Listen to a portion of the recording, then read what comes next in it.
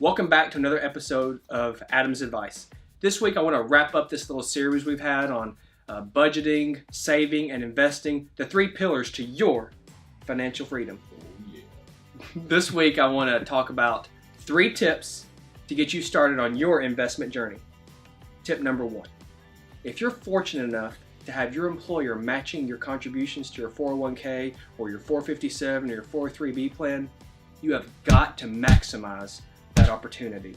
I don't care if your employer matches 100% of 4% of your income or 25% up to 4% of your income. However much they match, you must maximize that amount. That'll give you from 25% to 100% immediate return on your investment, and you're not going to find that anywhere long term.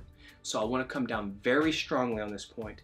If you're fortunate enough to have your employer matching your contributions, make sure to contribute as much as you possibly can to that to get 100% of that benefit. That's tip number 1. Tip number 2. I want you to make sure to utilize your tax advantaged accounts wisely. Now, what I mean by tax advantaged accounts, this could be things like a 401k, a 403b that's offered at your place of employment, but also IRAs.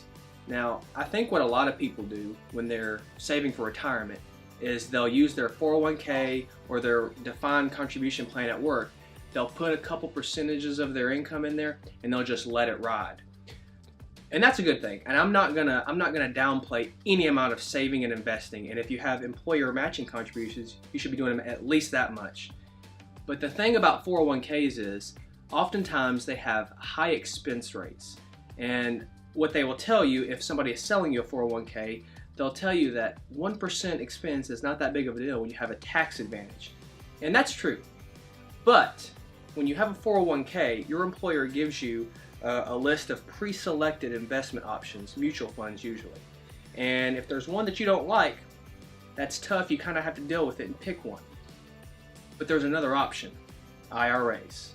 Now, if you have an IRA, you can go open an IRA at a place like Vanguard, and you can select any mutual fund that they have for an expense ratio of, say, 0.04% if you choose like the index fund of the total stock market.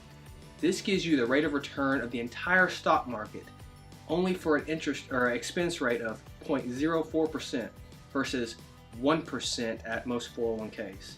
So even though 1% may not sound like a lot, go back to that savings calculator that we showed you last week and put in any amount of money and give a return of 5% versus 4% over 30 years. You'll see that it adds up. Finally, we have tip number 3, and that's I want you to develop a good general foundation of knowledge about investing. And the first thing I want to recommend to you is a small book by William Bernstein called If You Can, How Millennials Can Get Rich Slowly. Now, this is a really short book. It'll take you an hour or less to read it, but it is jam-packed with information that'll help you. Now, it's mainly geared toward millennials, young investors just starting out, but the principles in that book will apply to anybody on their investment path.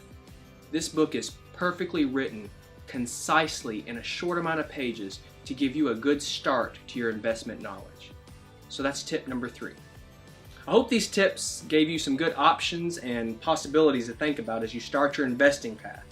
And stay tuned next week. Be on the lookout for that video because we may launch into something outside of the financial realm. But until then, remember, maximize your employer contributions, choose your tax advantage accounts wisely, and read the book. Think about it. See you then. Number 2.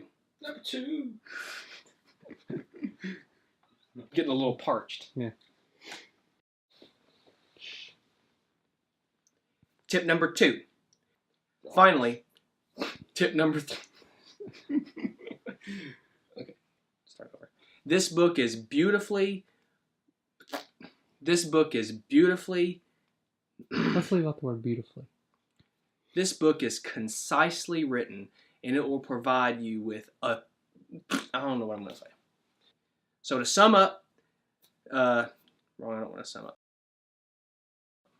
After tip number 3.